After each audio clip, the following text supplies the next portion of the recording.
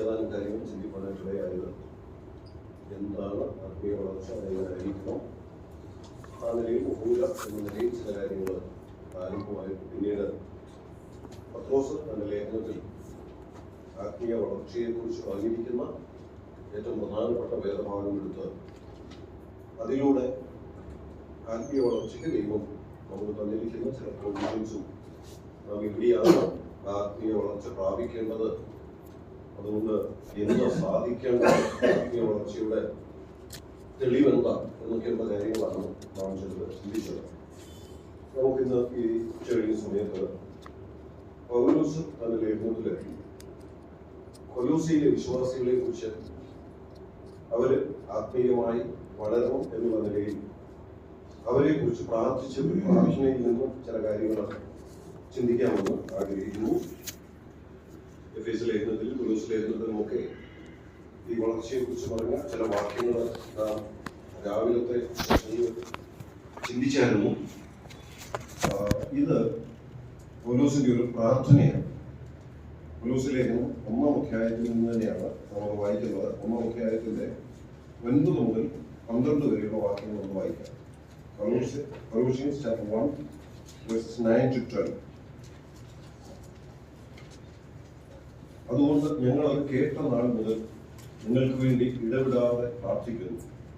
നിങ്ങൾ പൂർണ്ണ പ്രസാദത്തിനായി കർത്താവിന് യോഗ്യമാകുമെന്ന് നടന്ന് ആത്മീയമായ സകല ജ്ഞാനത്തിലും വിവേകത്തിലും അവന്റെ ഇഷ്ടത്തിന്റെ പരിജ്ഞാനം കൊണ്ട് നിറഞ്ഞു വരണം എന്നും സകല സൽപ്രവൃത്തിയിലും ഫലം കായിച്ച് ദൈവത്തെക്കുറിച്ചുള്ള പരിജ്ഞാനത്തിൽ വളരണമെന്നും സകല സഹിഷ്ണുതയ്ക്കും ദീർഘക്ഷമയ്ക്കുമായി അവന്റെ മഹത്വത്തിന്റെ വല്ലഭത്വത്തിന് ഒത്തവണ്ണം പൂർണ്ണ ശക്തിയോടെ ബലപ്പെടണമെന്നും വിശുദ്ധന്മാർക്ക് വെളിച്ചത്തിലുള്ള അവകാശത്തിനായി നമ്മെ പ്രാപ്തന്മാരാക്കുകയും നമ്മെ ഇരുട്ടിന്റെ അധികാരത്തിൽ വിടുവിച്ച് തന്റെ സ്നേഹസ്വരൂപനായ പുത്രന്റെ രാജ്യത്തിലാക്കി വെക്കുകയും ചെയ്ത പിതാവിന് സന്തോഷത്തോടെ സ്തോത്രം ചെയ്യുന്നവരാകണം എന്നും അപേക്ഷിക്കുന്നു. ബൈബിളിൽ അനേക പ്രാർത്ഥനകൾ നമുക്ക് കാണാം. പഴയ നിയമത്തിലുണ്ട് എടുത്തു പറയാവുന്ന ചില പ്രാർത്ഥനകൾ, നെഹമ്യാവിന്റെ പ്രാർത്ഥനയൊക്കെ ഉൾപ്പെടെ. പുതിയ നിയമത്തിലും നമ്മുടെ കർത്താവ് പ്രാർത്ഥനയെ കുറിച്ച് പഠിപ്പിച്ച അനേക കാര്യങ്ങളുണ്ട്. കർത്താവിന്റെ പ്രാർത്ഥനയുണ്ട്. കർത്താവ് പ്രാർത്ഥനയ്ക്ക് ഒരു മോഡൽ നമുക്ക് കാണിച്ചു തന്നുണ്ട്.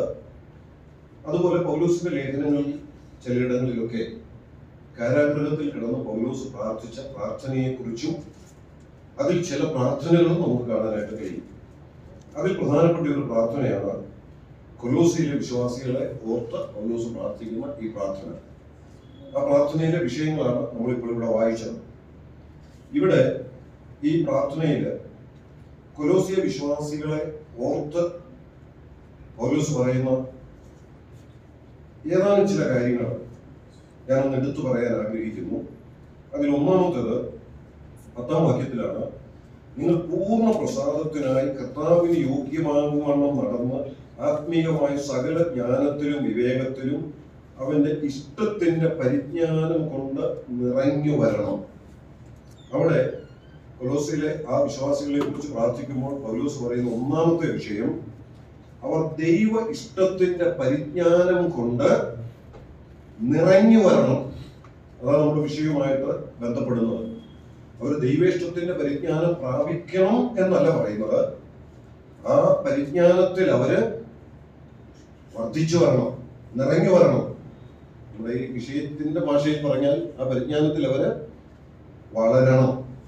അവിടെ നിറഞ്ഞു വരണം എന്നുള്ള പദമാണ് ഉപയോഗിച്ചിരിക്കുന്നത്.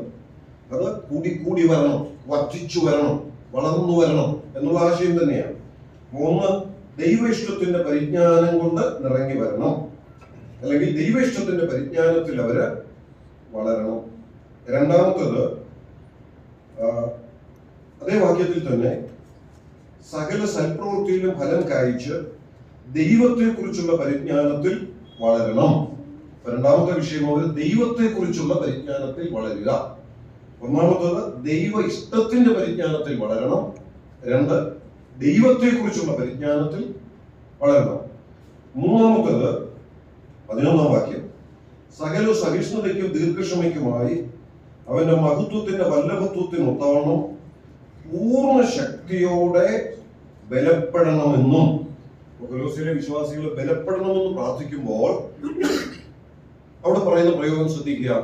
എന്തുമാത്രം ബലപ്പെടണം?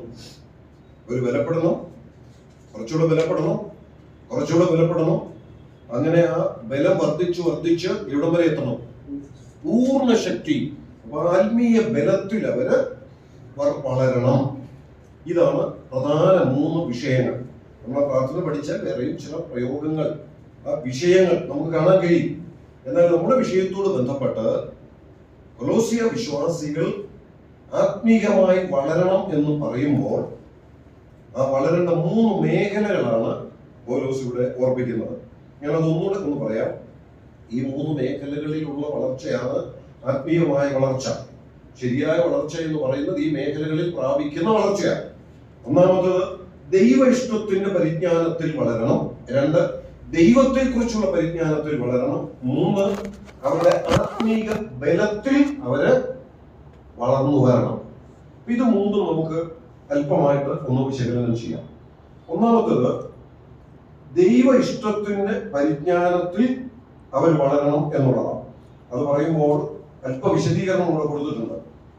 നിങ്ങൾ പൂർണ്ണ പ്രസാദത്തിനായി കർത്താവിന് യോഗ്യമാകുവണ്ണം നടന്ന് ആത്മീയമായ സകല ജ്ഞാനത്തിലും വിവേകത്തിലും അവന്റെ ഇഷ്ടത്തിന്റെ പരിജ്ഞാനത്തിൽ വളരണം. അപ്പൊ ദൈവ ഇഷ്ടത്തിൽ നമ്മൾ വളരണം. ഇവിടെ പരിജ്ഞാനം എന്നുള്ള വാക്ക് ഉപയോഗിച്ചിട്ടുണ്ട്. 2 പ്രാവശ്യം ആവർത്തിച്ച് കാണാം. ദൈവ ഇഷ്ടത്തിന്റെ പരിജ്ഞാനമെന്നും ദൈവത്തെ കുറിച്ചുള്ള പരിജ്ഞാനമെന്നും അങ്ങനെ 2 പ്രാവശ്യം ആവർത്തിച്ച് ഉപയോഗിച്ചിട്ടുണ്ട്. ഇവിടെ ഈ പരിജ്ഞാനം എന്നുള്ള വാക്ക് ഉപയോഗിച്ചിരിക്കുന്നത് കേവലം നമുക്ക് ലഭിക്കുന്ന അറിവല്ല, കേവലം നമുക്ക് ലഭിക്കുന്ന നോളജിനെ അല്ല പരിജ്ഞാനം എന്ന ഈ പദം കൊണ്ട് അവിടെ അർത്ഥമാക്കുന്നത്. ഇവിടെ ആ വാക്ക് ഉപയോഗിച്ചിരിക്കുന്നതിന്റെ ശരിയായ അർത്ഥം, ഞാൻ അർത്ഥം ഇങ്ങനെ പറയാം, അത് നമുക്ക് അനുഭവത്തിൽ ലഭിക്കുന്ന അറിവാണ്. A deep intimate experiential knowledge. അതാണ് ഇവിടെ ഉപയോഗിച്ചിരിക്കുന്ന പരിജ്ഞാനം എന്ന ആ പദത്തിന്റെ അർത്ഥം. A deep intimate experiential knowledge.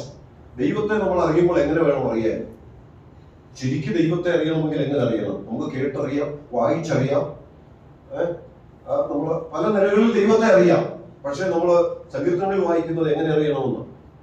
യഹോവ നല്ലവനെന്ന് taste and see that the Lord is good. അപ്പൊ യഹോവ നല്ലവനെന്ന് നമ്മൾ എങ്ങനെ അറിയണം? നമുക്ക് എക്സ്പീരിയൻഷ്യൽ നോളജ് ആണ് വേണ്ടിയത്. അതാണ് ഇവിടെ പറയുന്ന പരിജ്ഞാനം എന്ന് പറയുന്നത്. ആ പരിജ്ഞാനം കേവലം വായിച്ചു കിട്ടുന്ന അറിവിനെ കുറിച്ചല്ല. ആത്മീയ വളർച്ചയ്ക്ക് ദൈവത്തെക്കുറിച്ചും ദൈവ ഇഷ്ടത്തെക്കുറിച്ചും കേട്ടും വായിച്ചും ലഭിക്കുന്ന അറിവല്ല വേണ്ടത്. പിന്നെ എങ്ങനെയുള്ള അറിവാ വേണ്ടത്? പരിജ്ഞാനമാണ് വേണ്ടത്, അനുഭവിച്ചുള്ള അറിവാണ് വേണ്ടത്. ഞാൻ ആ ഡെഫിനിഷൻ ഒന്നുകൂടെ പറയാം. ഇവിടെ പറയുന്ന ഈ പരിജ്ഞാനം എന്ന് പറയുന്നത് A deep intimate experiential knowledge. ആ നോളജാണ് ഇവിടെ പരിജ്ഞാനം എന്ന് വിശേഷിപ്പിച്ചിട്ടുള്ളത്. ഇനി ഇവിടെ ആ പറയുന്നത് നമ്മളൊന്ന് എടുത്ത് പഠിച്ചാൽ, ദൈവ ഇഷ്ടത്തിന്റെ പരിജ്ഞാനം കൊണ്ട് നിറഞ്ഞു വരണം. ദൈവ ഇഷ്ടത്തെ കുറിച്ച് ബൈബിളിൽ വളരെ കാര്യം പറയുന്നുണ്ട്. ആത്മീയമായ വളരണമെങ്കിൽ ദൈവേഷ്ടപ്രകാരം വളരണം, ദൈവേഷ്ടപ്രകാരം ജീവിക്കണം. നമ്മൾ ദൈവഹിതത്തെ കുറിച്ച് ബൈബിളിൽ അനേക വാക്യങ്ങൾ വായിക്കുന്നുണ്ട്. അതിൽ വളരെ പ്രധാനപ്പെട്ട ഒന്ന്, ഒരുപക്ഷെ നമ്മളൊക്കെ ഇപ്പോഴും മനപ്പാടം പറയുന്ന റോമാലേഖനം 12-ാം അധ്യായത്തിന്റെ ആദ്യത്തെ വാക്യങ്ങൾ. ദൈവഹിതം ഇന്നതെന്ന് തിരിച്ചറിയണം. തിരിച്ചറിയേണ്ടതിന് മനസ്സ് പുതുക്കി രൂപാന്തരപ്പെടണം എന്നൊക്കെ പറയുന്നുണ്ട്. അപ്പം ദൈവഹിതം നമ്മൾ തിരിച്ചറിയണം. അപ്പോസ്തല പ്രവൃത്തികളുടെ പുസ്തകം 22-ാം അധ്യായത്തിന്റെ 14-ാമത്തെ വാക്യത്തിൽ പൗലോസ് അപ്പോസ്തലൻ തന്റെ മാനസാന്തര അനുഭവ സാക്ഷ്യം പറയുന്നുണ്ട്. അപ്പോസ്തല പ്രവൃത്തി 22-ാം അധ്യായം തന്റെ സാക്ഷ്യമാണ്. ആ സാക്ഷ്യം പറയുന്ന കൂട്ടത്തിൽ പൗലോസ് താൻ പറയുന്നത് ഇങ്ങനെയാണ്: ദൈവഹിതം അല്ലെങ്കിൽ ദൈവ ഇഷ്ടം അറിയാൻ വേണ്ടിയാണ് ദൈവം എന്നെ തെരഞ്ഞെടുത്തത്. അപ്പൊ പൗലോസിനെ ദൈവം വിളിച്ചത് എന്തിനു വേണ്ടിയാ? പൗലോസിനെ ദൈവം തെരഞ്ഞെടുത്തത് എന്തിനു വേണ്ടിയാ? പൗലോസ് അവിടെ സാക്ഷ്യം പറയാ, എന്നെ കുറിച്ചുള്ള ദൈവ ഇഷ്ടം ഞാൻ അറിയാൻ വേണ്ടിയാ. അപ്പം ദൈവ ഇഷ്ടം അറിയണം, ദൈവ ഇഷ്ടം തിരിച്ചറിയണം. എഫേസ്യ ലേഖനം 5-ാം അധ്യായത്തിന്റെ 17-ാമത്തെ വാക്യത്തിൽ നമ്മൾ വായിക്കുന്നുണ്ട്, ദൈവഹിതം ഇന്നതെന്ന് ഗ്രഹിക്കേണ്ടതിന്. അപ്പൊ ദൈവഹിതം എന്നതാണ് എന്നെ കുറിച്ച് എന്നുള്ളത് നാം ഗ്രഹിക്കുക. ഇതെല്ലാം ഏകദേശം ഒരേ ആശയത്തിലേക്ക് വിരൽ ചൂണ്ടുന്നു. എന്നെ കുറിച്ചുള്ള ദൈവത്തിന്റെ ഇഷ്ടം എന്താണോ അതറിഞ്ഞ് അതിൻ പ്രകാരം ഞാൻ വളരുമ്പോഴാണ് അത് ശരിയായ ആത്മീക വളർച്ചയാകുന്നത്. നമുക്കറിയാം, നമുക്കൊക്കെ നമ്മളെ കുറിച്ച് അല്ലെ നമ്മുടെ കുഞ്ഞുങ്ങളെ കുറിച്ച്, പ്രിയപ്പെട്ടവരെ കുറിച്ച് നമ്മുടേതായ ചില ഹിതങ്ങളും ആഗ്രഹങ്ങളും ഉണ്ട്. ഒരുപക്ഷെ നമ്മളെ കുറിച്ച് നമ്മുടെ പ്രിയപ്പെട്ടവർക്ക് ചില ഹിതങ്ങളുണ്ട്. എന്നാൽ അതിൽ നിന്നെല്ലാം വ്യത്യസ്തമായി ആത്മീകമായി വളരുന്ന ഒരു വ്യക്തി സ്വന്തം ഇഷ്ടമോ മറ്റുള്ളവരുടെ ഇഷ്ടമോ അല്ല നോക്കുന്നത്, മുൻഗണന കൊടുക്കുന്നത്. പിന്നെ ഏതിനായിരിക്കും? തന്നെ കുറിച്ചുള്ള ദൈവത്തിന്റെ പദ്ധതി എന്താ, തന്നെ കുറിച്ചുള്ള ദൈവത്തിന്റെ ഇഷ്ടം എന്താണ്, ആ ദൈവഹിതം. അതാ ഇവിടെ പറയുന്നത്, അവന്റെ ഇഷ്ടത്തിന്റെ പരിജ്ഞാനം കൊണ്ട് നിറഞ്ഞു വരണം. അപ്പൊ ഇവിടെ വളർച്ച എന്നുള്ളതിന് സമാനമായിട്ട് ഉപയോഗിച്ചിരിക്കുന്ന വാക്ക് നിറഞ്ഞു വരിക എന്നാണ്. Be filled with the knowledge of God's will. അവിടെ ദൈവഹിതത്തിന്റെ പരിജ്ഞാനത്താൽ നിറഞ്ഞു വരിക, അല്ലെ ബി ഫിൽഡ് എന്ന് പറഞ്ഞാൽ അതിന്റെ അർത്ഥം എന്താ? ദൈവ ഇഷ്ടത്തെ കുറിച്ചുള്ള പരിജ്ഞാനം കുറച്ച് കിട്ടുക, നാളെ കുറച്ചുകൂടെ കിട്ടുക, അടുത്ത ദിവസം ദൈവ ഇഷ്ടത്തെ കുറിച്ചുള്ള പരിജ്ഞാനം കുറച്ചുകൂടെ കിട്ടുക, അങ്ങനെ പടിപടിയായി കൂടി നിറഞ്ഞു വരിക എന്നുള്ളതാണോ അവിടെ ആ നിറയുക വളരുക എന്നുള്ളതുകൊണ്ട് അർത്ഥമാക്കുന്നത്? ശരിക്കും അവിടെ അർത്ഥമാക്കുന്നത് അങ്ങനെയല്ല. Be filled with the knowledge of God's will എന്ന് പറയുമ്പോൾ അതിന്റെ അർത്ഥം നമ്മൾ മനസ്സിലാക്കണമെങ്കിൽ ഈ പ്രയോഗം ഉപയോഗിച്ചിരിക്കുന്ന മറ്റൊരു വേദഭാഗം നോക്കണം. മറ്റൊരു വേദഭാഗം എഫേസ്യ ലേഖനം 5-ാം അധ്യായത്തിലുണ്ട്. 5-ാം അധ്യായത്തിന്റെ 18-ാം വാക്യം ആത്മനിറവിനെ കുറിച്ച് പറയുന്ന ഒരു വേദഭാഗമാണ്. അവിടെ പറയുന്നത് ഇങ്ങനെയാണ്: be filled with the Holy Spirit. ആത്മാവിൽ നിറയുക, ആത്മാവ് നിറഞ്ഞവരായി എന്നൊക്കെ പറയുന്ന ഒരു പ്രയോഗമാണ്. പരിശുദ്ധാത്മാവിനെ സംബന്ധിച്ച് നമുക്ക് നൽകപ്പെട്ടിട്ടുള്ള ഒരേ ഒരു കൽപ്പനയാണ് ആത്മാവിൽ നിറയുക എന്നുള്ളത്. ആത്മാവിനെ സംബന്ധിച്ച് മറ്റുള്ളതൊക്കെ നമുക്ക് ലഭിക്കുന്ന അനുഭവങ്ങളാണ്. ആത്മാവിനെ കിട്ടുന്നു, ആത്മാഭിഷേകം കിട്ടുന്നു, ആത്മാവിനെ അച്ചാരമായി കിട്ടുന്നു. എന്നാൽ ആത്മനിറവെന്ന് പറയുന്നത് ദൈവജനത്തിലൂടെ നമുക്ക് തന്നിരിക്കുന്ന ഒരു കൽപ്പനയാണ്. ആ കൽപ്പനയെ കുറിച്ച് അവിടെ പറയുമ്പോൾ പ്രയോഗിച്ചിരിക്കുന്ന വാക്കും ഇത് തന്നെയാണ്, be filled with the Holy Spirit. അതിന്റെ അർത്ഥം എന്താണ്? Be filled with the Holy Spirit എന്ന് പറഞ്ഞാൽ രക്ഷിക്കപ്പെടുമ്പോൾ പരിശുദ്ധാത്മാവിനെ കുറച്ച് കിട്ടുന്നു, കുറച്ച് ദിവസം കഴിഞ്ഞ് കുറച്ചുകൂടെ കിട്ടുന്നു, അങ്ങനെ കിട്ടി ആ വിഷയത്തിൽ നിറയുക എന്നാണോ? അതല്ല അതിന്റെ അർത്ഥം. രക്ഷിക്കപ്പെട്ടപ്പോൾ തന്നെ പരിശുദ്ധാത്മാവിനെ മുഴുവനായിട്ടാണ് കിട്ടിയത്. പിന്നെ be filled with the Holy Spirit എന്ന് പറഞ്ഞാൽ be controlled by the Holy Spirit, be in full control of the Holy Spirit. അതാണ് ബി ഫിൽഡ് എന്ന വാക്കിന്റെ അർത്ഥം. അതേ വാക്കാണ് ദൈവ ഇഷ്ടത്തിന്റെ പരിജ്ഞാനത്തിൽ വളരണം, അല്ലെ ദൈവ ഇഷ്ടത്തിന്റെ പരിജ്ഞാനത്തിൽ നിറങ്ങി വരണം എന്ന് പറഞ്ഞിരിക്കുന്ന ഈ വേദഭാഗത്തും ഉപയോഗിച്ചിരിക്കുന്നത് അതേ വാക്ക് തന്നെയാണ്. അങ്ങനെയാണെങ്കിൽ ആ ഭാഗത്തെ നമുക്ക് ഇങ്ങനെ പറയാം, be filled with the knowledge of God's will എന്ന് പറഞ്ഞാൽ be controlled by the will of God. അതാണ് ശരിയായ ആത്മീയ വളർച്ച. ദൈവ ഇഷ്ടത്താൽ നിയന്ത്രിക്കപ്പെടുന്ന ഒരു ജീവിതം. അതാണ് ഈ വാക്യം നമുക്ക് തരുന്ന പ്രധാനപ്പെട്ട ആശയം. ശരിയായ ആത്മീയ വളർച്ച എന്ന് പറയുന്നത് സ്വന്തം ഇഷ്ടത്തെക്കാൾ, മറ്റുള്ളവരുടെ ഇഷ്ടത്തെക്കാൾ എന്റെ ജീവിതത്തോടുള്ള ബന്ധത്തിൽ ദൈവ ഇഷ്ടം എന്താണോ അത് തിരിച്ചറിഞ്ഞ് അതിനാൽ നിയന്ത്രിക്കപ്പെടുന്ന ഒരു അനുഭവം. ഏറ്റവും നല്ല ദൃഷ്ടാന്തം നമ്മുടെ കർത്താവ് തന്നെയാണ്. പാനപാത്രം ഒന്ന് നീങ്ങിപ്പോയാൽ കൊള്ളാമെന്നൊക്കെ പ്രാർത്ഥിച്ചു, അല്ലെ പറഞ്ഞു, കഴിയുമെങ്കിൽ ഈ പാനപാത്രം എങ്കിൽ നിന്ന് നീങ്ങിപ്പോകണമേ. പക്ഷെ അടുത്ത് പറയുന്ന വാക്യം എന്താ? പൂർണ്ണമായിട്ട് നിന്റെ ഇഷ്ടം, എന്റെ ഇഷ്ടമല്ല, നിന്റെ ഇഷ്ടം. അപ്പം പിതാവിന്റെ ഇഷ്ടത്തിന് പൂർണ്ണമായി ഏൽപ്പിച്ചു കൊടുക്കുന്ന, ദൈവ ഇഷ്ടത്തിന് പൂർണ്ണമായി വിധേയപ്പെടുന്ന ഒരു ജീവിതം, അതാണ് ശരിയായ ആത്മീക വളർച്ചയിലുള്ള ജീവിതം എന്ന് പറയുന്നത്. കൊലോസിയിലെ വിശ്വാസികളെ കുറിച്ച് പൗലോസ് അങ്ങനെയാണ് പ്രാർത്ഥിച്ചത്. ഇനി അങ്ങനെ ദൈവ ഇഷ്ടത്തിന്റെ പരിജ്ഞാനത്താൽ നിയന്ത്രിക്കപ്പെടുന്ന ഒരു ജീവിതം സമം ആത്മീയമായി വളർച്ചയുള്ള ഒരു വ്യക്തിയുടെ ജീവിതം എങ്ങനെ ആയിരിക്കണമെന്ന് പറയുന്ന രണ്ട് കാര്യങ്ങൾ അവിടെ പറയുന്നുണ്ട്. ഒന്ന്, കർത്താവിന് യോഗ്യമായി നടക്കും. രണ്ട്, ആത്മീയമായ സകല ജ്ഞാനത്തിലും വിവേകത്തിലും നടക്കും. ആത്മീയമായി വളരുന്ന ഒരു വ്യക്തിയുടെ രണ്ട് പ്രത്യേകതയാണ് പറയുന്നത്. ഞാൻ ആശയം ഒന്നോടൊന്ന് പറയാം. ശരിയായ ആത്മീയ വളർച്ച എന്ന് പറയുന്നത് ദൈവ ഇഷ്ടത്താൽ പൂർണ്ണമായി നിയന്ത്രിക്കപ്പെടുന്ന ജീവിതമാണ്. ആ ജീവിതത്തിന്റെ പ്രത്യേകത, ആ വാക്യം പറയുന്നു, രണ്ട് കാര്യങ്ങൾ ആ വ്യക്തിയിൽ ഉണ്ടായിരിക്കും. ഒന്ന്, അവൻ എങ്ങനെ നടക്കും? കർത്താവിന് യോഗ്യമായി നടക്കും. രണ്ട്, ആത്മീയമായ സകല ജ്ഞാനത്തിലും വിവേകത്തിലും നടക്കും. കർത്താവിന് യോഗ്യമായി നടക്കുക എന്നുള്ളത് ഞാൻ അധികം വിശദീകരിക്കുന്നില്ല.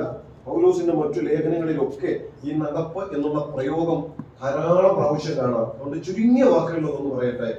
എന്താ ഈ കർത്താവിന് യോഗ്യമായി നടക്കുക എന്ന് പറഞ്ഞാൽ? അത് നടപ്പ് എന്നുള്ള വാക്ക് എന്തിനെയാണ് സൂചിപ്പിക്കുന്നത്? നമ്മൾ ഏറെ പല പ്രാവശ്യങ്ങൾ കാണുന്നുണ്ട്. വിളിച്ച വിളിക്ക് യോഗ്യമായി നടക്കണം, സുവിശേഷത്തിന് യോഗ്യമായി നടക്കണം, ദൈവപ്രസാദത്തിന് യോഗ്യമായി നടക്കണം, വെളിച്ചത്തിലുള്ളവരായി നടക്കണം, ജ്ഞാനികളായി നടക്കണം. ഇങ്ങനെയൊക്കെ നടക്കണമെന്ന് പൗലോസ് പറയുന്ന അനേക വാക്യങ്ങൾ നമുക്ക് തന്റെ ലേഖനങ്ങളിൽ കാണാം. അവിടെ നടക്കുക എന്നുള്ളത് എന്തിനെയാണ് സൂചിപ്പിക്കുന്നത്? ജീവിതത്തെയാണ്.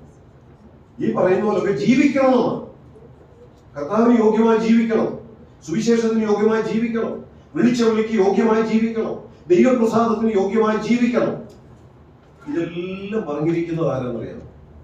കൂടുതലും ഈ നടപ്പ് എങ്ങനെ ആയിരിക്കണമെന്ന് എഴുത്തുകളിലൂടെ നമുക്ക് എഴുതി തന്നിരിക്കുന്നത് ആരുടെ എഴുത്തിലാന്ന് പറയാം? പൗലോസിന്റെ എഴുത്തുകളിലാണ്. ഞാനതുകൊണ്ട് ചിലപ്പോ ഇങ്ങനെ പറയും, പൗലോസ് നടക്കണമെന്ന് പറയും, പക്ഷെ പൗലോസ് നടക്കുന്നയാളായിരുന്നു. പൗലോസ് ഓടുന്നയാളാണ്, അല്ലെ? പൗലോസ് എന്താ തന്റെ ജീവിതത്തെ കുറിച്ച് തന്നെ പറഞ്ഞേ? ഒന്ന് ഞാൻ ചെയ്യുന്നു, പിമ്പിലുള്ളത് മറന്ന് മുമ്പിലുള്ളതിനായി ആംഗ്യം കൊണ്ട് ദൈവത്തിന്റെ പരമവിളിയുടെ ബിരുദിനായി ലാക്കിലേക്ക് ഓടുന്നു. തന്റെ ജീവിതമൊക്കെ അവസാനിക്കാറായപ്പോൾ തിമോത്തിയോസിന് എഴുതിയ രണ്ടാമത്തെ ലേഖനത്തിൽ ഏറ്റവും ഒടുവിലത്തെ ലേഖനമാണ്. കാരാഗ്രഹത്തിൽ കിടന്ന് തിമോത്തിയോസിന് എഴുതി കൊടുത്തപ്പോൾ താൻ എന്താ അവിടെ എഴുതിയത്? ഞാൻ നല്ല പോർ പൊരുതു, ഓട്ടം തികച്ചു. അപ്പൊ പൗലോസ് തന്റെ ജീവിതം മുഴുവൻ എന്ത് ചെയ്യുന്നവനായിരുന്നു? ഓടുകയായിരുന്നു. ഓടുന്ന ഒരാൾക്ക് കുറഞ്ഞ പക്ഷം നടക്കണമെന്നെങ്കിലും പറയാനുള്ള അവകാശമുണ്ട്, അല്ലേ? അപ്പൊ പൗലോസ് തന്റെ അനുഭവത്തിൽ നിന്ന് തന്നെയാണ് പറയുന്നത്. അവിടെ നടപ്പെന്നുള്ളത് ക്രിസ്തീയ ജീവിതത്തെ കാണിക്കുന്നെങ്കിൽ ഓട്ടം എന്നുള്ളത് തിരക്ക് പിടിച്ച ക്രിസ്തീയ ജീവിതത്തെ, ശുശ്രൂഷ നിറഞ്ഞ ക്രിസ്തീയ ജീവിതത്തെയാണ്. അപ്പൊ പൗലോസ് എന്ന് പറയുന്നയാള് വെറും ഒരു വിശ്വാസിയായിട്ട് അങ്ങ് നടന്നു തീർക്കുകയല്ല ചെയ്തത്, ഒരു വിശ്വാസിയായിട്ട് ജീവിച്ചു തീർക്കുകയല്ല ചെയ്തത്. പിന്നെ പൗലോസ് എന്ത് ചെയ്യായിരുന്നു? തന്റെ ജീവിതം മുഴുവൻ ശുശ്രൂഷയുടെ തിരക്കിലായിരുന്നു. അതുകൊണ്ടാണ് ധൈര്യത്തോടെ മരണക്കിടക്കയിൽ എന്ന് വേണമെങ്കിൽ പറയാം, ഏറ്റവും ഒടുവിലത്തെ കത്ത, ആ കത്തിൽ പൗലോസ് വളരെ ധൈര്യത്തോടെ പറഞ്ഞു, ഞാൻ ഓട്ടം തികച്ചു എന്ന് പറഞ്ഞ ആ വാക്കിന്റെ അർത്ഥം എന്താണെന്ന്, ഈ നിമിഷം വരെ ഞാൻ ചെയ്യാൻ എന്നെ കൊണ്ട് ദൈവം ആഗ്രഹിച്ചത് മുഴുവൻ ഞാൻ ചെയ്തു. ഇങ്ങനെ പറയാൻ കഴിയുന്ന എത്ര പേര് നമുക്ക് ആർക്കെങ്കിലും പറ്റും? ഞാൻ തന്നെ മുന്നോട്ട് നോക്കിയാൽ ഒത്തിരി കാര്യങ്ങളെ ചെയ്യാൻ എനിക്കുണ്ടായിരുന്ന പെൻഡിങ് കിടക്കാം, പലതും പെൻഡിങ് കിടക്കാം. സ്കൂളിലൊക്കെ പഠിച്ച സമയത്ത് നിങ്ങൾക്കറിയാം, ഹോംവർക്കൊക്കെ ചെയ്യുന്ന എപ്പോഴായിരിക്കും? നമ്മുടെ കാലത്തെ പഠിച്ചിരിക്കുന്ന പേരൻസിന്റെ കാലത്ത് നമ്മൾ പഠിച്ചുകൊണ്ടിരുന്ന സമയത്ത് ഞാൻ ഹോംവർക്കൊക്കെ ചെയ്യുന്നത് വെള്ളിയാഴ്ച വന്നു കഴിഞ്ഞാൽ അന്ന് ചെയ്യത്തില്ല, നാളെ അവധിയല്ലേ അല്ലേ, നമുക്ക് നാളെ ചെയ്യാമെന്ന് കരുതി പെൻഡിങ് കിട്ടും. ശനിയാഴ്ച തന്നെ വിചാരിക്കും നാളെ ഒരു ദിവസം കൂടെ ഉണ്ടല്ലോ. അങ്ങനെ വന്നു പിന്നെ അവസാനം എപ്പോഴായിരിക്കും ചെയ്യുന്നത്? ശനിയാഴ്ച രാവിലെ സമയം കിട്ടില്ല, സ്കൂളിൽ ചെന്ന് വല്ലവരുടെ കോപ്പി അടിച്ച് അതുകൂടെ തയ്ച്ചങ്ങ് വെക്കും, നേരം കിട്ടത്തില്ല. വെള്ളിയാഴ്ച ചെയ്ത് വെച്ചിരുന്നെങ്കിൽ ഓക്കെ. എപ്പോഴും നമുക്കുള്ള ഒരു ചിന്തയാണ്, നാളെ സമയം ഉണ്ടെങ്കിൽ നാളെ മതി, ഇന്നേ അത് തീർക്കണമെന്നുള്ള ചിന്തയിൽ എല്ലാം വെച്ചിങ്ങി വെക്കുക ഒടുവിലത്തെ നിമിഷം. അതുകൊണ്ട് പൗലോസ് പറയുന്നത് പറയാൻ നമ്മളെ കൊണ്ട് ഒരിക്കലും പറ്റത്തില്ല. എനിക്കിപ്പം പറ്റുമോ ഇതുവരെ ഞാൻ ചെയ്യേണ്ടതെല്ലാം ഞാൻ ചെയ്ത് തീർത്തിട്ടാണ് ഇവിടെ നിൽക്കുന്നതെന്ന് പറയാൻ പറ്റത്തില്ല. ആത്മീയ ശുശ്രൂഷകളോട് ബന്ധപ്പെട്ടാണെങ്കിൽ പോലും പറയാൻ പറ്റത്തില്ല. പക്ഷെ പൗലോസിനത് പറയാൻ പറ്റി, ഞാൻ നല്ല പൊരുതു, ഓട്ടം തികച്ചു. പൗലോസ് ദൈവ ഇഷ്ടം തിരിച്ചറിഞ്ഞ് അതിൻ പ്രകാരം തന്നെ ഏൽപ്പിച്ച ശുശ്രൂഷകൾ നിർവഹിച്ച ഒരു അനുഗ്രഹീത ദൈവദാസൻ. അപ്പൊ അവിടെ പൗലോസ് തന്റെ അനുഭവത്തിൽ നിന്ന് പിന്നെ പറയാം, നിങ്ങൾ എങ്ങനെ നടക്കണം. അപ്പൊ നടക്കുന്നതിനെ കുറിച്ച് പറയുമ്പോൾ പറയാം, എങ്ങനെ നടക്കണം? കർത്താവിന് യോഗ്യമായി നടക്കണം. ശരിയായ ആത്മീക വളർച്ചയുള്ള ഒരു വ്യക്തി കർത്താവിന് യോഗ്യമായി നടക്കും. ഇനി രണ്ടാമത്തെ പ്രത്യേകത ശ്രദ്ധിച്ച്, അങ്ങനെയുള്ള ഒരു വ്യക്തി ആത്മീകമായ സകല ജ്ഞാനത്തിലും വിവേകത്തിലും നടക്കും. അത് നാം പറഞ്ഞിരിക്കുന്നതിന്റെ അർത്ഥം. ഇത് ശരിക്കും ആത്മീയ വളർച്ചയുടെ ഏറ്റവും നല്ലൊരു ലക്ഷണമാണ്. നമ്മളൊക്കെ ആത്മീയ വളർച്ച എന്ന് പറയുമ്പോൾ ആത്മീയമായ നല്ല അറിവുണ്ടെങ്കിൽ വളർച്ച എന്ന് പറയും. ഇവിടെ പറയുന്നത് ഏതും അറിവുണ്ടെങ്കിലും അല്ല, പിന്നെ രണ്ട് വാക്കുകൾ അവിടെ പറഞ്ഞിട്ടുണ്ട്, അതൊന്ന് പറയാമോ? ആത്മീകമായ സകല ജ്ഞാനത്തിലും വിവേകത്തിലും. എന്താ ഈ രണ്ടിന്റെ അർത്ഥം? അത് ഇംഗ്ലീഷിൽ നോളജ് ആൻഡ് അണ്ടർസ്റ്റാൻഡിങ് എന്ന രണ്ട് പദങ്ങളാണ്. അല്ലെങ്കിൽ അറിവും വിവേകവും. ശരിയായ ആത്മീയ വളർച്ചയുള്ള ഒരു വ്യക്തി ആത്മീയമായ അറിവ് മാത്രമല്ല, പിന്നെ എന്തും ഉണ്ടായിരിക്കും, ആത്മീയമായ വിവേകവും ഉണ്ടായിരിക്കും. എന്താ ഇത് തമ്മിലുള്ള വ്യത്യാസം? തിരിച്ചറിവ്, ഓക്കെ, തിരിച്ചറിവ് എന്ന് പറഞ്ഞാൽ ജ്ഞാനവും വിവേകവും തമ്മിൽ വ്യത്യാസമുണ്ടോ? നമുക്ക് ഒന്ന് രണ്ട് വാക്യങ്ങളൊന്നും നോക്കാം. ഈ രണ്ട് വാക്കുകൂടെ ചേർത്ത് പറയുന്ന അനേക വാക്കുകൾ ബൈബിളിലുണ്ട്. അതിൽ ഒന്ന് രണ്ടെണ്ണത്തിൽ ആശയം നമുക്ക് കിട്ടും. ആവർത്തന പുസ്തകം 4-ാം അധ്യായം 6-ാം വാക്യം ഒന്ന് വായിക്കും. ആവർത്തന പുസ്തകം 4-ാം അധ്യായം 6-ാം വാക്യം.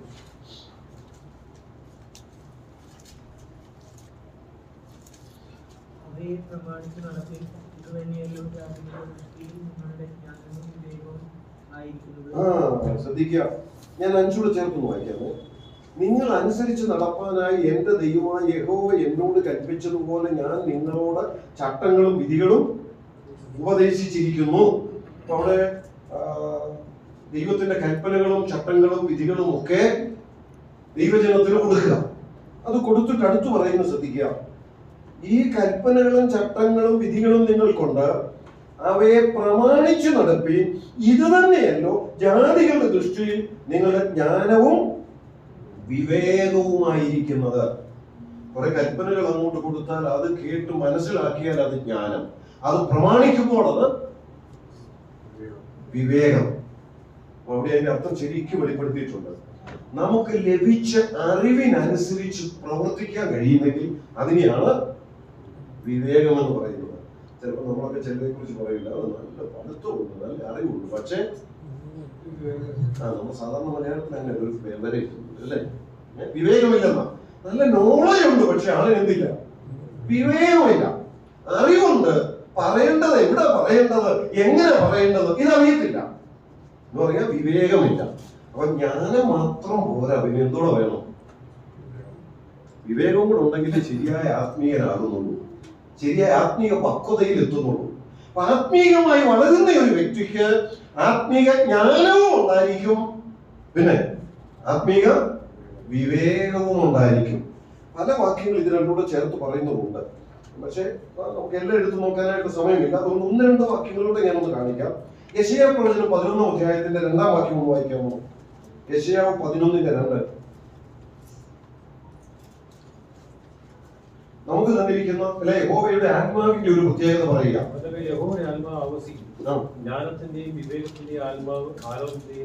അപ്പൊ ദൈവത്തിന്റെ ആത്മാവിനെ കുറിച്ച് പറയുക. ദൈവത്തിന്റെ ആത്മാവ് നമുക്കുണ്ടോ? ദൈവത്തിന്റെ ആത്മാവ് നമുക്കുണ്ടോ? എന്തൊന്നും പറയാതെ ഉണ്ട്, നമുക്കുണ്ട്, നമ്മിലുണ്ട്. നമ്മിൽ ദൈവം തന്നിരിക്കുന്ന ആത്മാവിന്റെ പ്രത്യേകത എന്താ?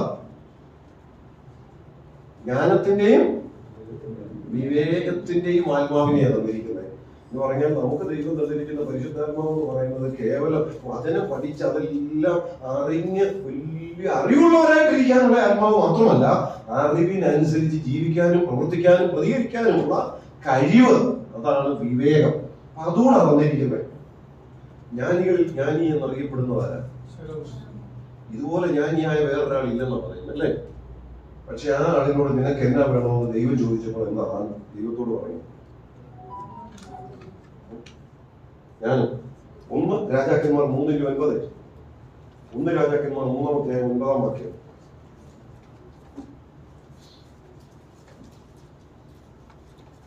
അവൻ ചോദിച്ച ചോദ്യം ദൈവത്തിന് ഇഷ്ടമാണ്.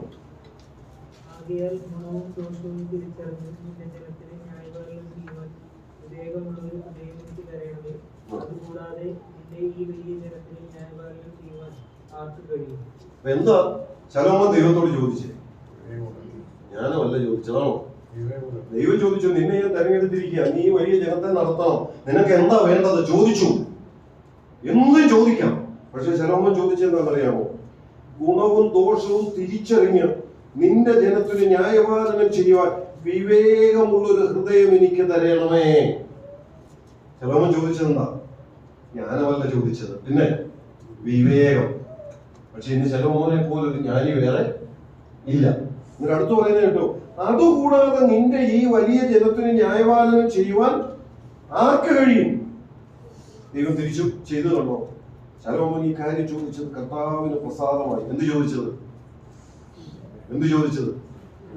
വിവേകം ചോദിച്ചത് ദൈവത്തിന് പ്രസാദമായി. ദൈവം അവനോട് അരുളി ചെയ്തെന്നാൽ, നീ ദീർഘായുസോ സമ്പത്തോ ശത്രുസംഹാരമോ ഒന്നും അപേക്ഷിക്കാതെ ന്യായപാലനത്തിനുള്ള വിവേകം എന്ന ഈ കാര്യം മാത്രം അപേക്ഷിച്ചതുകൊണ്ട് ഞാൻ നിന്റെ അപേക്ഷ പ്രകാരം ചെയ്തിരിക്കുന്നു. ജ്ഞാനവും വിവേകവും ഉള്ളൊരു ഹൃദയം ഞാൻ നിനക്ക് തന്നിരിക്കുന്നു. നോക്കിക്കോണേ, ശ്രദ്ധിച്ചേ. ശലോമോൻ എന്താ ചോദിച്ചത് ദൈവത്തോട്? ഈ ജനത്തെ നയിക്കാനുള്ള വിവേകം എനിക്ക് തരണം. തന്റെ ആ ചോദ്യം ദൈവത്തിന് ഇഷ്ടപ്പെട്ടു, ദൈവത്തിന് അത് പ്രസാദമായി. എന്നിട്ട് ദൈവം പറയുക, നീ വേറെ ഒന്നും ചോദിച്ചില്ലല്ലോ, വിവേകമല്ലേ ചോദിച്ചത്, ഇന്ന എന്ന് പറയും. കൊടുത്തപ്പോ എന്താ കൊടുത്തേ? ജ്ഞാനവും വിവേകവും അല്ലേ? വെറും ജ്ഞാനം മാത്രമായിരുന്നു കൊടുത്തിരുന്നതെങ്കിൽ ശലോമോൻ ഇത്രയും നല്ല നിലയിൽ ഭരണം നടത്താൻ കഴിയത്തില്ലായിരുന്നു. അപ്പൊ ജ്ഞാനത്തോടു കൂടി എന്തോടെ വേണം? ഒരു നല്ല ആത്മീയന്റെ ലക്ഷണം എന്താ? നല്ല വലിയ വലിയ കാര്യങ്ങളൊക്കെ പറയുന്നു, നല്ല അറിവുണ്ട്, നല്ല വ്യാഖ്യാനങ്ങളൊക്കെ നടത്തുന്നെങ്കിൽ നമ്മൾ പറയും നല്ല ആത്മീയനാണ്. പക്ഷെ ദൈവവചനത്തിന്റെ ഭാഷയിൽ ഞാൻ പറയട്ടെ, ആ ജ്ഞാനം മാത്രം പോരാ, പിന്നെ എന്തുകൂടെ വേണം? ആ ജ്ഞാനത്തോടുകൂടെ വിവേകവും കൂടെ വേണം. ഒരു വാക്യം കൂടെ ഒന്ന് വായിക്കാമോ? സദൃശവാക്യം 2-ാം അധ്യായത്തിന്റെ 6-ാം വാക്യം. സദൃശവാക്യം 2-ന്റെ 6.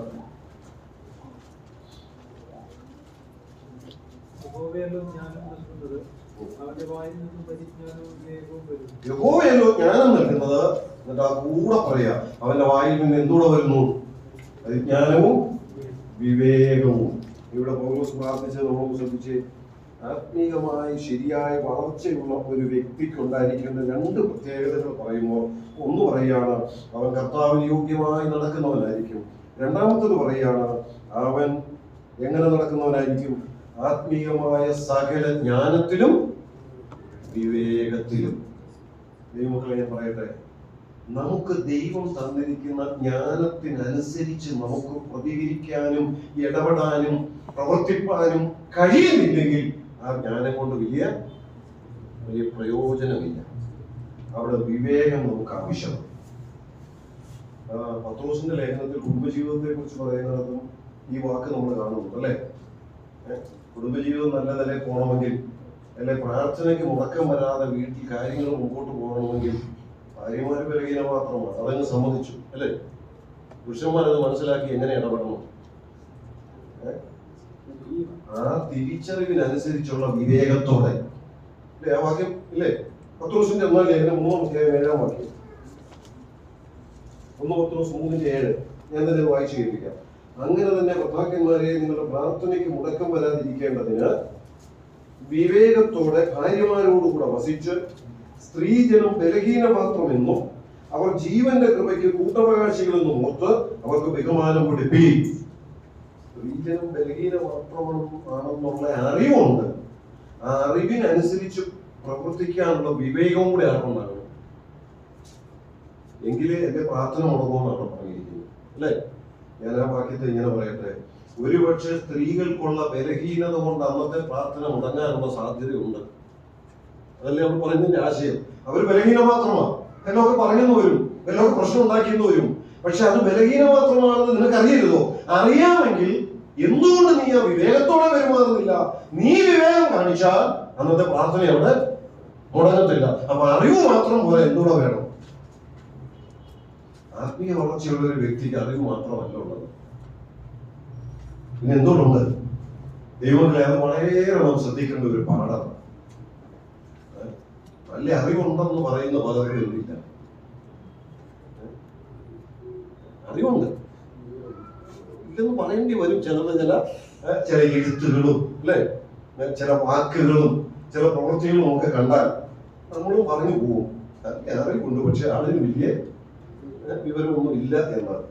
ദൈവമക്കളെ നമുക്കുണ്ടായിരിക്കേണ്ടത് കേവലം അറിവല്ല, അറിവുണ്ടെങ്കിൽ ആ അറിവിനനുസരിച്ചുള്ള വിവേകവും. അതെത്ര വ്യക്തമായിട്ടാണ് ആത്മീയ വളർച്ചയെ കുറിച്ച് പൗലോസ് പ്രാർത്ഥിക്കുമ്പോൾ കൊലോസ്യയിലെ വിശ്വാസികളെ സംബന്ധിച്ച് പ്രാർത്ഥിക്കുന്നത്. ഞാൻ ആ വാക്യം ഒന്നുകൂടെ വായിക്കുക. കർത്താവിന് യോഗ്യമാകുമെന്ന് നടന്ന് ആത്മീയമായ സകല ജ്ഞാനത്തിലും വിവേകത്തിലും അവന്റെ ഇഷ്ടത്തിന്റെ പരിജ്ഞാനം കൊണ്ട് നിറഞ്ഞു വരണം. ദൈവ ഇഷ്ടത്തിന്റെ പരിജ്ഞാനത്തിൽ വളരുക എന്ന് പറഞ്ഞാൽ, 1 കർത്താവിന് യോഗ്യമായി നടക്കും, 2 ആത്മീയമായ ജ്ഞാനത്തോടൊപ്പം വിവേകവും ഉണ്ടായിരിക്കും. നിങ്ങൾ പിന്നീട് ഈ ജ്ഞാനവും വിവേകവും എന്ന 2 വാക്കുകൾ ചേർത്ത് വരുന്ന അനേക വാക്യങ്ങൾ ബൈബിളിലുണ്ട്. ആ കോണ്ടക്സ്റ്റുകളൊക്കെ ഒന്ന് വിശദമായിട്ട് പഠിക്കുന്നത് നല്ലതാണ്. അപ്പം മനസ്സിലാകും, ജ്ഞാനം കൂടുന്നു എന്ന് കരുതി വിവേകം കൂടണമെന്നില്ല. വിവേകം കൂടെ ഉണ്ടെങ്കിലേ ആ ജ്ഞാനം കൊണ്ട് പ്രയോജനമുള്ളൂ. പറയാനാണെങ്കിൽ ലോകപ്രകാരമൊക്കെ ഒത്തിരി സംഭവങ്ങളും ദൃഷ്ടാന്തങ്ങളും മനസ്സിൽ വരുന്നുണ്ട്. പക്ഷെ വചനത്തിൽ നിന്ന് അധികം വ്യതിചലിച്ചു പോകാതിരിക്കണം, അതുകൊണ്ട് ഞാൻ അങ്ങനെ പറയുന്നില്ല. രണ്ടാമത്തെ വിഷയത്തിലേക്ക് വരട്ടെ. ഇപ്പം ദൈവ ഇഷ്ടത്തിന്റെ പരിജ്ഞാനത്തിൽ വളരണം. രണ്ടാമത്തത്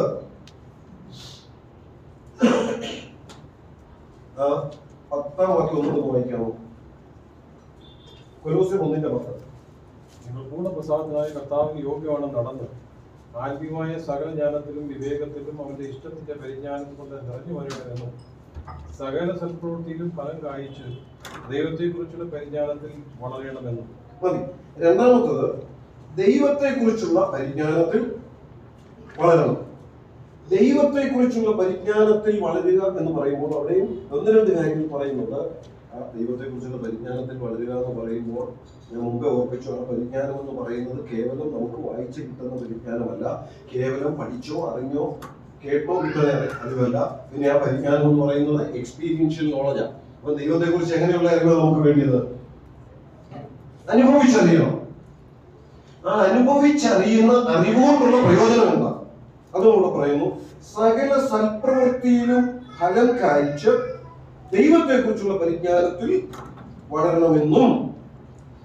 ദൈവത്തെക്കുറിച്ചുള്ള പരിജ്ഞാനത്തിൽ വളർന്നാൽ അതുകൊണ്ടുള്ള പ്രയോജനം എന്താ? അതുകൊണ്ടുള്ള പ്രയോജനം പറയുന്നത് എന്താ? സകല സൽപ്രവൃത്തിയിലും ഫലം കായ്ക്കും. ഈ ദൈവത്തെക്കുറിച്ചുള്ള പരിജ്ഞാനത്തിൽ വളരുക എന്നുള്ളതുകൊണ്ട് ഉദ്ദേശിക്കുന്ന മറ്റു ചില കാര്യങ്ങൾ എഫേസ്യ ലേഖനത്തിലുണ്ട്. കൊലോസ്യ ലേഖനത്തിൽ ഇപ്പോൾ നമ്മൾ കാണുന്നത് ദൈവത്തെക്കുറിച്ചുള്ള പരിജ്ഞാനത്തിൽ വളരുന്നവരുടെ പ്രത്യേകത അവർ സകല സൽപ്രവൃത്തിയിലും ഫലം കായ്ക്കുന്നവരായി. അങ്ങനെ തന്നെ 10-ാം വാക്യം, സകല സൽപ്രവൃത്തിയിലും ഫലം കായ്ച്ച് ദൈവത്തെക്കുറിച്ചുള്ള പരിജ്ഞാനത്തിൽ വളരണമെന്നും. ശരിയായ ആത്മീയ വളർച്ചയുടെ ഒരു ലക്ഷണമാണ് സൽപ്രവൃത്തികളിൽ ഫലം കായ്ക്കുക എന്ന് പറയുന്നത്. നമ്മൾ സൽപ്രവൃത്തികൾ കൊണ്ട് രക്ഷിക്കപ്പെട്ടവരല്ല, പ്രവൃത്തിയാലല്ലോ നാം രക്ഷിക്കപ്പെട്ടത്. ന്യായപ്രമാണത്തിന്റെ പ്രവൃത്തികളാൽ ഒരു ജനവും നീതീകരിക്കപ്പെടുന്നില്ല. പിന്നെ കൃപയാലല്ലോ വിശ്വാസം മൂലം നാം രക്ഷിക്കപ്പെട്ടത്. ആരും പ്രശംസിക്കാതിരിക്കാൻ പ്രവൃത്തികളും കാരണമല്ല. അപ്പോൾ പ്രവൃത്തികൾ കൊണ്ടല്ല നാം രക്ഷിക്കപ്പെട്ടത്. എന്നാൽ രക്ഷിക്കപ്പെട്ട നമ്മെ സൽപ്രവൃത്തികൾക്കായി ദൈവം തെരഞ്ഞെടുത്തിരിക്കുക. സൽപ്രവൃത്തികൾക്കായി. ആ സൽപ്രവൃത്തി എന്ന് പറഞ്ഞാൽ വേറൊരു നിലയിൽ പറഞ്ഞാൽ നന്മ ചെയ്യുക എന്നൊരാശയം കൂടിയുണ്ട്. നമ്മള് സദൃശവാക്യങ്ങളിൽ വായിക്കുന്നുണ്ട്, നന്മ ചെയ്യുവാൻ നിങ്ങൾക്ക് പ്രാപ്തിയുള്ളപ്പോൾ അതിന് യോഗ്യന്മാരായിരിക്കുന്നവർക്ക് ചെയ്യാതിരിക്കരുത്. നന്മ ചെയ്യാൻ പ്രാപ്തിയുള്ളപ്പോൾ അതിന് യോഗ്യന്മാരായിരിക്കുന്നവർക്ക് ചെയ്യണമെന്നല്ല, പിന്നെ അതിനേക്കാൾ കുറച്ചുകൂടെ ഗൗരവമായിട്ടാണ് പറയുന്നത്, നന്മ ചെയ്യാൻ പ്രാപ്തിയുള്ളപ്പോൾ അതിന് യോഗ്യന്മാരായിരിക്കുന്നവർക്ക് ചെയ്യാതിരിക്കരുത്.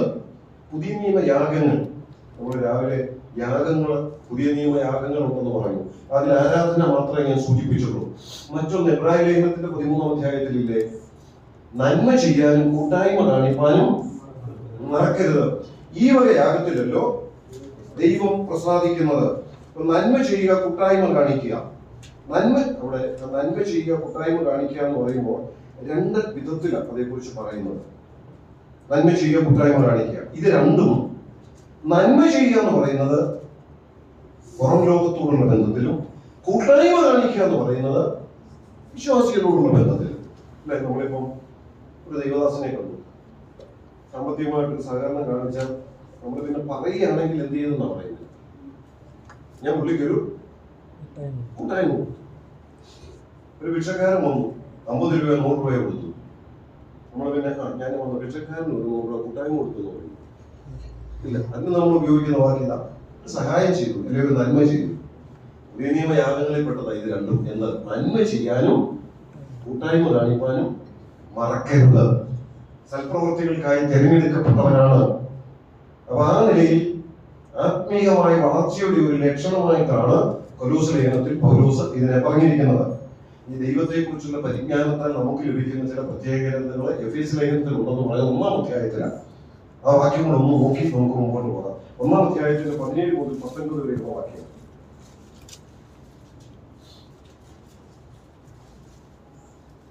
കർത്താവ് യേശുക്രിസ്തുവിന്റെ ദൈവവും മഹത്വമുള്ള പിതാവുമായവൻ നിങ്ങൾക്ക് തന്നെ കുറിച്ചുള്ള ജ്ഞാനത്തിന്റെയും ശ്രദ്ധിക്കണേ, നിങ്ങൾക്ക് തന്നെ കുറിച്ചുള്ള പരിജ്ഞാനത്തിൽ എന്ന് പറഞ്ഞാൽ ദൈവത്തെ കുറിച്ചുള്ള പരിജ്ഞാനത്തിൽ നമുക്ക് എന്തൊക്കെ കിട്ടും?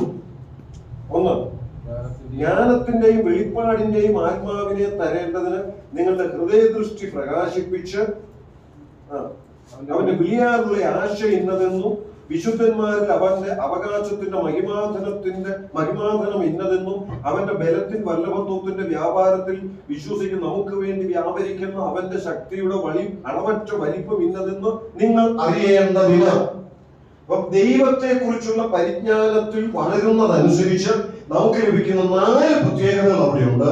ഞാൻ അത് 4 അതിൽ നിന്നൊന്ന് എടുത്തു പറയാം. ഒന്ന്, ജ്ഞാനത്തിന്റെയും വെളിപ്പാടിന്റെയും ആത്മാവിനെ നമുക്ക് ലഭിക്കുന്നു. നമുക്ക് ലഭിച്ചിട്ടുണ്ട് പരിശുദ്ധാത്മാവിനെ. ആ പരിശുദ്ധാത്മാവിലൂടെ ദൈവവചനത്തിലൂടെയുള്ള വെളിപ്പാടുകൾ നമുക്ക് ലഭിക്കുന്നു.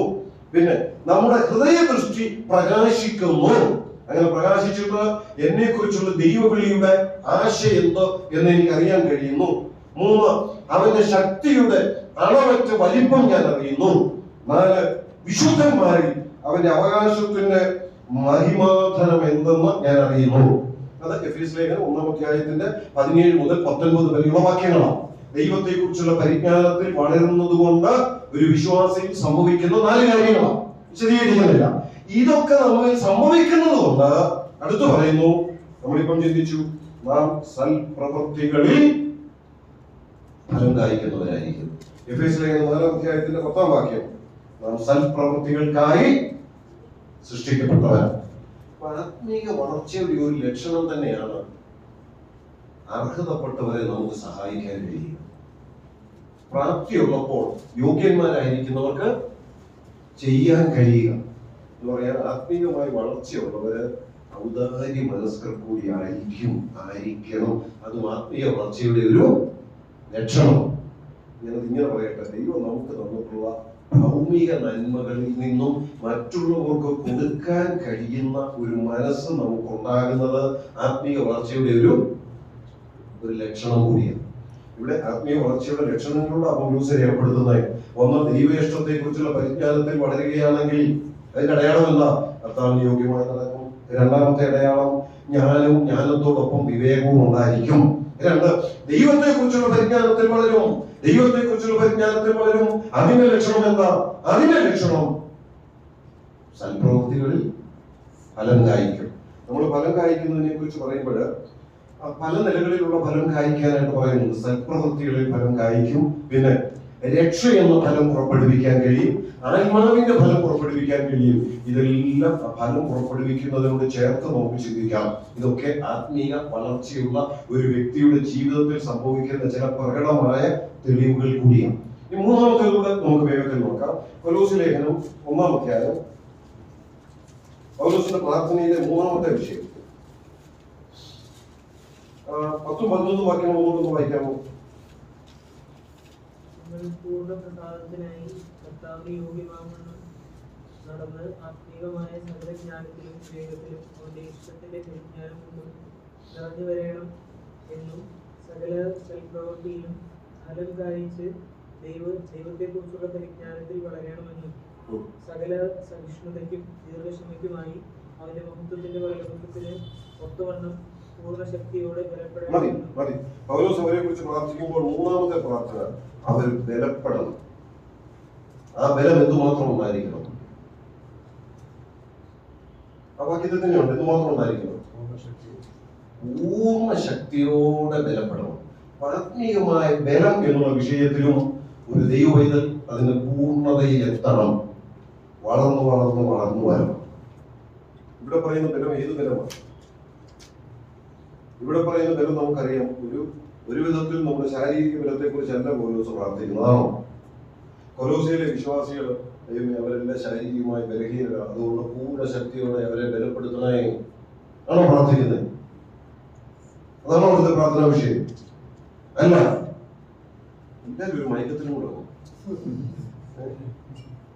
ഇവിടെ പൗലോസ് പ്രാർത്ഥിക്കുന്നത് കൊലോസ്യയിലെ വിശ്വാസികളുടെ ആ ശാരീരിക ബലം വർദ്ധിക്കാൻ വേണ്ടി അല്ല പ്രാർത്ഥിക്കുന്നത്. പിന്നെ ആത്മീയ ബലം അവർക്ക് വേണം. പൂർണ്ണ ശക്തിയോടെ ബലപ്പെടണം. അത് ഏത് ബലമാണെന്നുള്ളത് എഫേസ്യ ലേഖനത്തിൽ പറയുന്നുണ്ട്. ആ വാക്യം ഒന്ന് വായിച്ച്, എഫേസ്യർ 3:16. അവന്റെ മഹത്വത്തിന്റെ ധനത്തിനൊത്തവണ്ണം അവന്റെ ആത്മാവിനാൽ നിങ്ങൾ അകത്തെ മനുഷ്യനെ സംബന്ധിച്ച് ഏത് ബലത്തെ കുറിച്ചാണ് പറയുന്നത്? അകത്തെ ബലത്തെ കുറിച്ചാണ് പറയുന്നത്.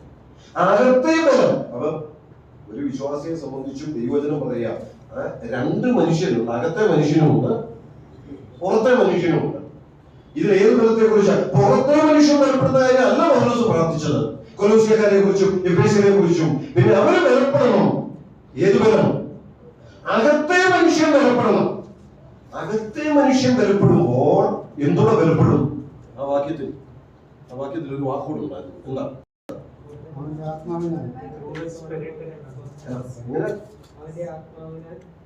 അവന്റെ ആത്മാവിനാൽ അകത്തെ മനുഷ്യൻ ബലപ്പെടണം. അപ്പൊ ആത്മീയ ബലമെന്ന് പറയുന്നത് ആരിലൂടെ ലഭിക്കുന്ന ബലമാണ്? ആത്മാവിനാൽ. ഏതാത്മാവിനാൽ? അവന്റെ ആത്മാവിനാൽ എന്ന് പറഞ്ഞാൽ ഒരു ദൈവ പൈതലിനെ സംബന്ധിച്ചിടത്തോളം അവന്റെ ആത്മാവോടുകൂടെ അവനെ ബലപ്പെടുത്താനും ശക്തീകരിക്കാനും നിലനിർത്താനും ഒരാത്മാവ് കൂടെ അവന്റെ ഉള്ളിലുണ്ട്. ഏതാണ് ആത്മാവ്? പരിശുദ്ധാത്മാവ്, ദൈവാത്മാവ്. നമ്മൾ റോമാലേഖനത്തിൽ ഒരു വാക്യം ഇങ്ങനെ വായിക്കുന്നുണ്ട്, നാം ദൈവമക്കളാകുന്നു എന്ന് ആത്മാവ് താനും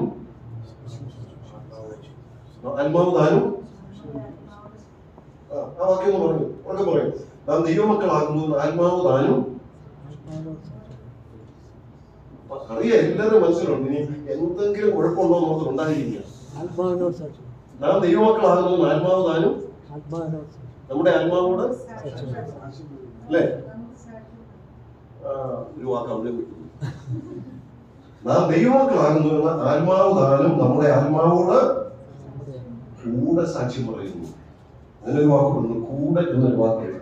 റോമാലേഖനത്തിലാണ് ആ വാക്യം. ആരുടെയും മനസ്സിലാ റെഫറൻസ് വരുന്നെങ്കിലൊന്ന് 8:16 നോക്കി.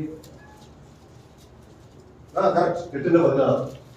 റോമൻ 8:16. നാം ദൈവത്തിന്റെ മക്കളെന്ന് ആത്മാവ് താനും നമ്മുടെ ആത്മാവോട് കൂടെ സാക്ഷ്യം പറയുന്നു. എന്ന് പറയാം, നാം ദൈവമക്കളാകുന്നു എന്ന് ആത്മാവ് നമ്മുടെ ആത്മാവോട് സാക്ഷ്യം പറയുകയല്ല. പിന്നെ ആത്മാവ് താനും നമ്മുടെ ആത്മാവോട് കൂടെ. Holy Spirit with our Holy Spirit, with our spirit എന്ന് പറയാം. അതിന്റെ അർത്ഥം എന്താ? ഞാനിപ്പോ ഇവിടെ ഒരു സാക്ഷ്യം പറയാൻ നിൽക്കുമ്പോൾ ഞാൻ എന്റെ ആത്മാവിന്റെ കൂടെ ഏതാത്മാവോടുണ്ട്? ദൈവാത്മാവ് എന്റെ ആത്മാവിനോട് പറയല്ല, എന്റെ ആത്മാവിന്റെ കൂടെ ദൈവാത്മാവൂടെ നിന്നു. ഞാൻ ദൈവത്തെ ശുശ്രൂഷിക്കുമ്പോൾ എന്റെ ആത്മാവിന്റെ കൂടെ ദൈവാത്മാവൂടെ നിന്നു. ആ ആത്മാവൂടെ ഉണ്ടെങ്കിൽ എന്റെ ശുശ്രൂഷ ആത്മീയമാകുന്നു. അപ്പൊ ദൈവാത്മാവ് കൂടെ ഇല്ലാതെ സ്വന്തം ആത്മാവിലും വേണം എന്ത് ചെയ്യാം? പ്രസംഗിക്കാൻ പറ്റുമോ? സാക്ഷ്യം പറയാൻ പറ്റുമോ? ആത്മീയ ശുശ്രൂഷകൾ ചെയ്യാൻ പറ്റുമോ? തീർച്ചയായും പറയും അല്ലേ? പറ്റും. ദൈവാത്മാവിന്റെ സഹായം ഇല്ലാതെ ഇതെല്ലാം പറ്റും. കൊരിന്ത്യർക്ക് എഴുതിയ 1-ാം ലേഖനത്തില് അതിന്റെ 14-ാം അധ്യായത്തിലാണ് പൗലോസ് അന്യഭാഷയെ കുറിച്ച് ഇങ്ങനെ വിശദീകരിക്കുന്ന കൂട്ടത്തിൽ പറയുന്ന ഒരു വാക്കുണ്ട്. ഞാൻ അന്യഭാഷയിൽ സംസാരിക്കുന്നു എങ്കിൽ, ആ വാക്യം ഉണ്ടെങ്കിൽ ഒന്ന് വായിച്ചു. ഞാൻ അന്യഭാഷയിൽ സംസാരിക്കുന്നു എങ്കിൽ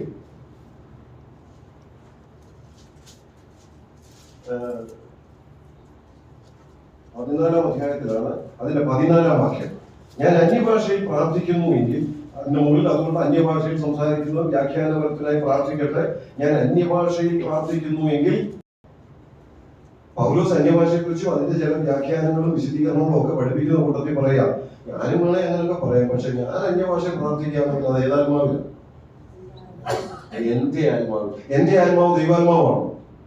നമ്മൾ സങ്കീർത്തനത്തിൽ വായിക്കുന്നുണ്ട്, മാൻ നെൽത്തോടുകളിലേക്ക് ചെല്ലുവാൻ കാക്ഷിക്കുന്നത് പോലെ ദൈവമേ എന്റെ ആത്മാവ് നിന്നോട് ചേരാൻ കാക്ഷിക്കുന്നു. അപ്പൊ ദൈവവുമായി ബന്ധപ്പെടാൻ കഴിയുന്ന, ദൈവത്തെ പ്രസാദിപ്പിക്കാൻ ആഗ്രഹിക്കുന്ന ആത്മാവ് എന്നൊരു ഘടകം എന്റെ ഉള്ളിലുണ്ട്. അത് ഏത് മനുഷ്യന്റെ ഉള്ളിലുണ്ട്. അവിടെ പൗലോസ് പറയാം, ഞാൻ അന്യഭാഷ പ്രാർത്ഥിക്കുകയാണെങ്കിൽ അത് ഏതാത്മാവില്ല, എന്റെ ആത്മാവ്, ദൈവാത്മാവിലല്ല. എന്നാൽ അതേ പൗലോസ് റോമാലേഖനത്തിൽ എഴുതിയത്, ഞാനൊരു സാക്ഷ്യം പറയുന്നുവെങ്കിൽ എന്റെ ദൈവാത്മാവും എന്റെ ആത്മാവും കൂടെ ചേർന്ന്, ആത്മാവ് താനും നമ്മുടെ ആത്മാവോട് കൂടെ. അപ്പൊ ഇവിടെ നമ്മളിപ്പോ വായിച്ചത് ആത്മീയ ബലത്തെ കുറിച്ച് വായിച്ചപ്പോൾ പറഞ്ഞു, ആത്മാവിനാൽ എന്ന് പറഞ്ഞാൽ എന്റെ ആത്മാവിനോടുകൂടെ ഏതാത്മാവോടുണ്ട്? ദൈവാത്മാവോട് ചേർന്ന് എന്നെ ബലപ്പെടുത്തുന്ന ബലം എന്ന് പറയുന്നത് അകത്തെ മനുഷ്യന്റെ ബലം. ഞാൻ ചെറിയ ഒരു ദൃഷ്ടാന്തം പോലും ഞാൻ പറയട്ടെ. ഒരു 18 വയസ്സുള്ള ഒരു വ്യക്തി രക്ഷിക്കപ്പെട്ടു.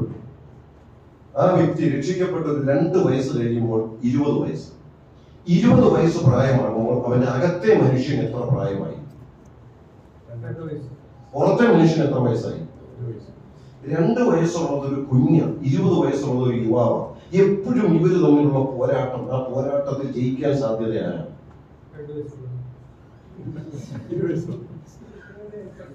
സാധ്യത ആരാണ് ഞാൻ ചോദിച്ചത്? സാധ്യത 20 വയസ്സുകാരനാണ്. പക്ഷെ ഈ 2 വയസ്സുകാരന് ജയിക്കാനുള്ള എല്ലാ പ്രൊവിഷൻസും ദൈവം തന്നിട്ടുണ്ട്. എന്താ പ്രൊവിഷൻ? ഈ 2 വയസ്സുള്ള കുഞ്ഞിന്റെ കൂടെ ദൈവം തന്റെ ആത്മാവിനെയും കൂടെ തന്നിരിക്കുക. അതുകൊണ്ട് 20 വയസ്സുള്ള ജഡത്തെ തോൽപ്പിക്കാൻ ഈ 2 വയസ്സുകാരന് കഴിയുന്നു. ആത്മാവിനാൽ അകത്തെ മനുഷ്യൻ ബലപ്പെടുക. അപ്പൊ അങ്ങനെ വരുമ്പോ പുറത്തെ മനുഷ്യനാണോ ബലപ്പെട്ട് നിൽക്കുന്നത്, അകത്തെ മനുഷ്യനാണോ? നമ്മുടെ ഈ ഭാഗത്തെ വിഷയത്തിലേക്ക് ഞാൻ കൊണ്ടുവരാനാണ്. പുറത്തെ മനുഷ്യനാണോ ബലപ്പെട്ട് നിൽക്കുക, അകത്തെ മനുഷ്യനാണോ? അകത്തെ മനുഷ്യൻ. പുറത്തെ മനുഷ്യന്റെ പ്രത്യേകത എന്ത്, അകത്തെ മനുഷ്യന്റെ പ്രത്യേകത എന്ത്? ഇവിടെ തന്നെ വാക്യം ഒന്ന് ശ്രദ്ധിച്ചേ. പരിജ്ഞാനത്തിൽ വളരണമെന്നും സകല സഹിഷ്ണുതയ്ക്കും ദീർഘക്ഷമയ്ക്കുമായി അവന്റെ മഹത്വത്തിന്റെ വല്ലഭത്വത്തിനൊത്തവണ്ണം പൂർണ്ണ ശക്തിയോടെ ബലപ്പെടണം. അപ്പൊ അകത്തെ മനുഷ്യൻ ബലപ്പെട്ടാൽ ആ ബലത്തിന്റെ 2 പ്രത്യേകത ഇവിടെ പറയുന്നുണ്ട്. എന്തൊക്കെയാ? അകത്തെ മനുഷ്യൻ പൂർണ്ണമായി ബലപ്പെട്ടാൽ 2 പ്രത്യേകത പറയുന്നത് അവൻ എന്തുണ്ടായിരിക്കും? സകല സഹിഷ്ണുതയ്ക്കും ദീർഘക്ഷമയ്ക്കുമായി. ഈ സഹിഷ്ണുതയും ദീർഘക്ഷമയും എന്താ? അത് തമ്മിൽ എന്തെങ്കിലും വ്യത്യാസമുണ്ടോ? ക്ഷമിക്കുക എന്ന് പറയുന്നത് എനിക്കെതിരായി എന്തെങ്കിലും ചെയ്യുന്ന ആളുകളോടാണ് ഞാൻ ക്ഷമിക്കേണ്ടത്. പക്ഷെ എനിക്കെതിരായി വരുന്ന സാഹചര്യങ്ങളോട് ഞാൻ ക്ഷമിക്കരുത്. പിന്നെ സഹിഷ്ണുത അല്ലേ? ഇതിന് മുഴുവൻ സാഹചര്യം ബുദ്ധിമുട്ടാണ്, രോഗമാണ്, പ്രയാസമാണ്. രോഗം വന്നാൽ ഞാനങ്ങ് ക്ഷമിച്ചേ തരോ, പനിയോടങ്ങ് ക്ഷമിക്കും പറയൂ, ഞാനങ്ങ് സഹിക്കുക. അപ്പൊ സാഹചര്യങ്ങളോട് നാം കാണിക്കേണ്ട മനോഭാവം സഹിഷ്ണുത. എന്നാ ഒരാൾ നമ്മൾ ഉപദ്രവിക്കുക, ചീത്ത പറയുക, നമ്മളൊന്ന് ക്ഷമിക്കുക. ആളിനോട് ക്ഷമിക്കാൻ കഴിയും, സാഹചര്യങ്ങളോട് സഹിഷ്ണുതയും. അപ്പൊ അതാ തമ്മിലുള്ള വ്യത്യാസം. അപ്പൊ ഇവിടെ സകല സഹിഷ്ണുതയും ദീർഘക്ഷമയും ആർക്കുള്ളത്? സകല സഹിഷ്ണുതയും ദീർഘക്ഷമയും ഉള്ളത് ആർക്കാണ്? സകല സഹിഷ്ണുതയ്ക്കും ദീർഘക്ഷമയ്ക്കുമായി അവന്റെ മഹത്വത്തിന്റെ വല്ലഭത്വത്തിനൊത്തവണ്ണം പൂർണ്ണ ശക്തിയോടെ ബലപ്പെടണം. അപ്പൊ ആ ദൈവീക ശക്തിയിൽ പൂർണ്ണ ശക്തിയിൽ വളരുമ്പോൾ, ആത്മീക ബലത്തിൽ അതിന്റെ വളർച്ചയിൽ നാം എത്തുമ്പോൾ അതിന്റെ 2 പ്രത്യേകതകളോടെ പറയാം.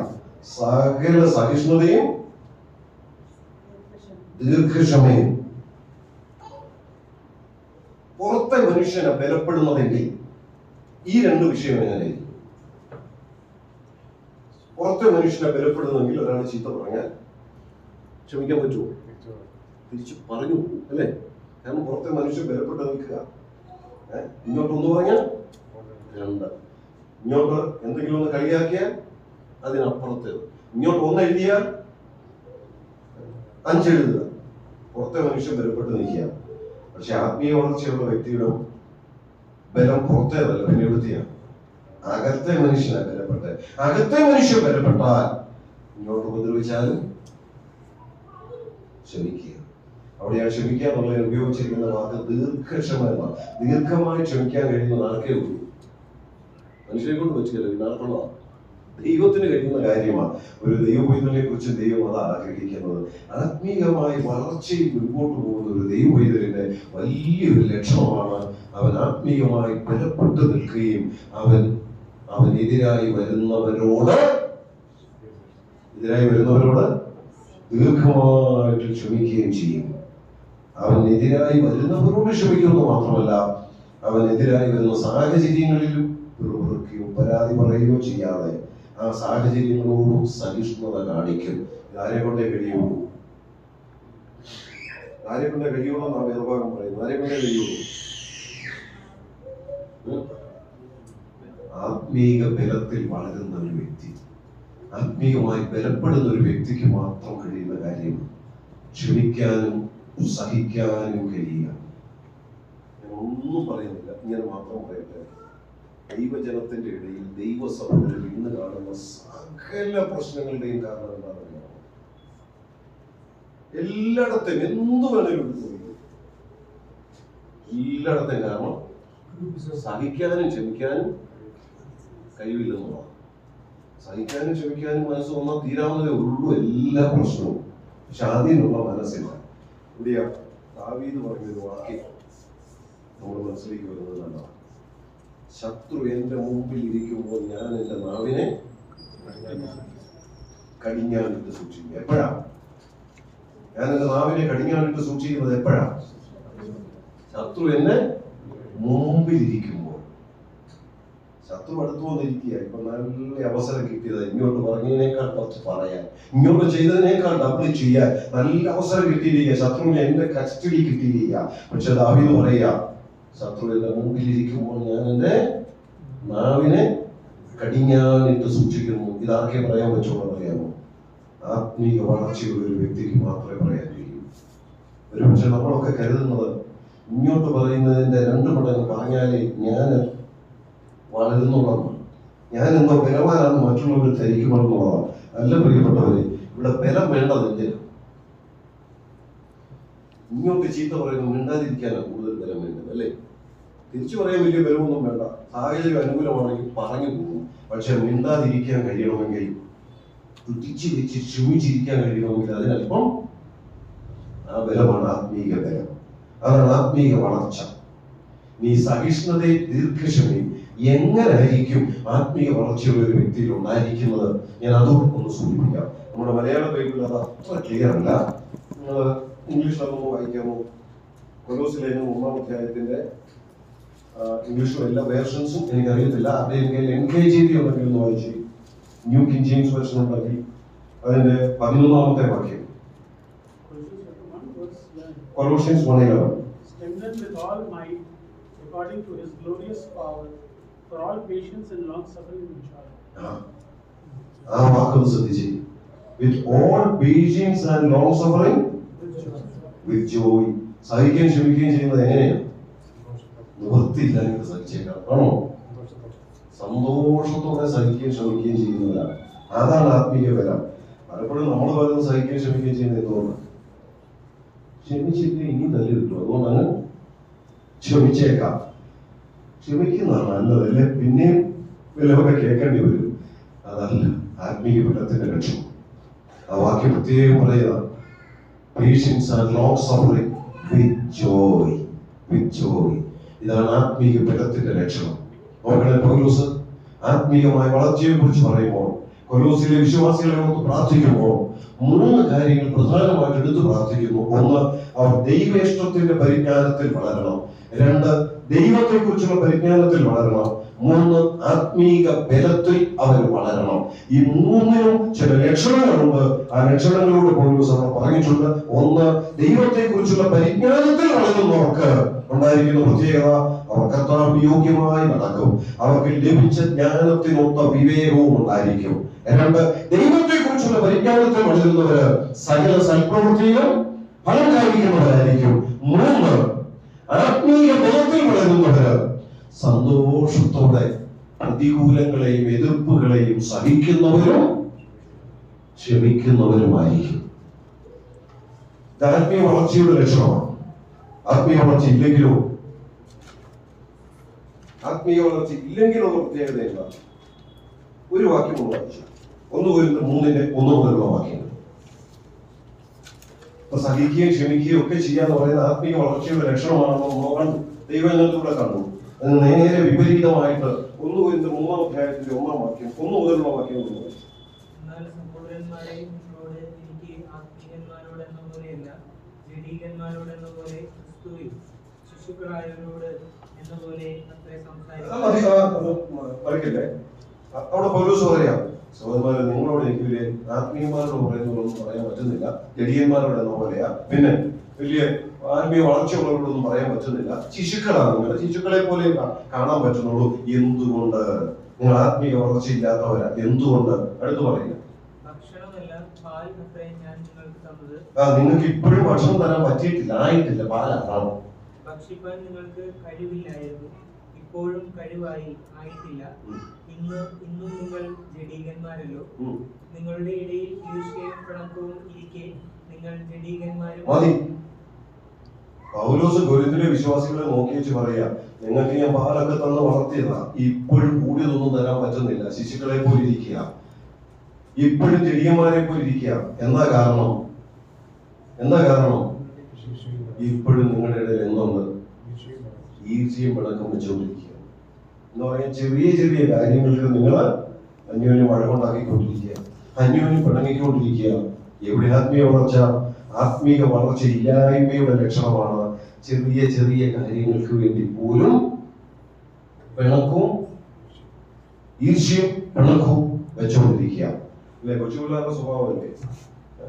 ഒന്ന് തോന്നിയ അന്നേരെ അവൻ എന്നെ ഉള്ളി, അവൻ എന്നെ പീച്ചി, അല്ലെ? ഇത്രയേ ഉള്ളൂ ഇന്നത്തെ നമ്മുടെ ഇടയിലുള്ള പല പ്രശ്നങ്ങൾ. നമ്മൾ എടുത്തു നോക്കിയാൽ ഇത്രയേ ഉള്ളൂ ഈ കൊച്ചുപിള്ളേരുടെ സ്വഭാവം. ഒന്ന് തൊട്ടു, അല്ലെ? എന്നെ നോക്കി, ഞാൻ പനിയായിട്ട് കിടന്നിട്ട് എന്നെ ഒന്നും വിളിച്ചില്ല. അതിലും പനിയായിട്ട് അവിടെ കിടക്കുകയായിരിക്കും, അത് നമുക്കറിയത്തില്ല, പക്ഷെ എന്നെ ഒന്നും വിളിച്ചില്ല. ഇത്രയേ ഉള്ളൂ. നമുക്ക് അങ്ങോട്ടൊന്നും വിളിച്ചാൽ അത് ചിന്തിക്കത്തില്ല. ചെറിയ ചെറിയ വിഷയങ്ങൾക്ക് വേണ്ടി ഈർഷ്യയും പിണക്കവും വെച്ചുകൊണ്ടിരിക്കുക. അതുകൊണ്ട് കൊരിന്തിലെ വിശ്വാസികളോട് പറയാ, പാലൊക്കെ തന്ന വളർത്തിയ, പക്ഷെ ഇപ്പോഴും പാലേ എനിക്ക് തരാൻ പറ്റുന്നുള്ളൂ. കാലം നോക്കിയാൽ ഉപദേഷ്ടാക്കന്മാരായിരിക്കേണ്ടത്, പക്ഷെ ഇപ്പോഴും നിങ്ങൾ ശിശുക്കള. എന്താ കാരണം? ചെറിയ ചെറിയ വിഷയങ്ങളിൽ നിങ്ങൾ ഈർഷ്യവും പിണക്കവും വെച്ചുകൊണ്ടിരിക്കുക. സഹിക്കാനും ക്ഷമിക്കാനും പറ്റാത്ത അവസ്ഥ.